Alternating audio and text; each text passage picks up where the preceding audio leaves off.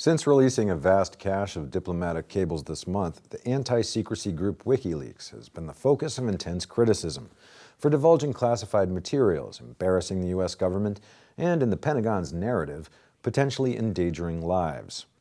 But it has also engendered the frenzied support of an expanding and loosely defined global collective that seems intent on speaking out and, in some cases, waging war on Wikileaks' behalf. It's time that people were allowed to say, to say the truth. The most prominent of those groups is known as Anonymous, which this past week sought to disable the websites of several U.S. companies as part of what it calls Operation Payback. Wikileaks has also drawn the support of traditional civil rights organizations and advocacy groups, which see the controversy surrounding Wikileaks as an important test of U.S. commitment to freedom of the Internet.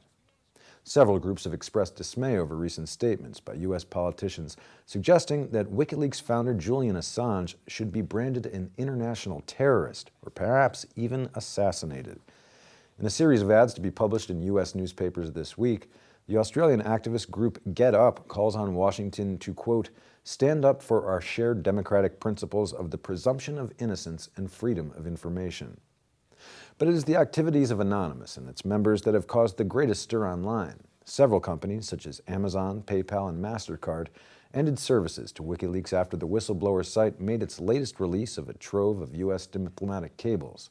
In addition to launching denial-of-service attacks on various websites, the group's members have issued open letters in support of Wikileaks and sought to drum up support for Assange as Time magazine's Person of the Year. By this past Sunday, he was in the #1 spot in Time's poll with nearly 400,000 votes. Assange and his website have also drawn support from world leaders such as Bolivian President Evo Morales, whose government is providing a Wikileaks mirror website, and Brazilian President Lula da Silva, who says Assange's persecution is an attack on freedom of speech. They should blame who wrote the nonsense, otherwise it would not have been such a scandal. So, to Wikileaks, I express my solidarity regarding the release of these cables, and I protest against restrictions to freedom of speech.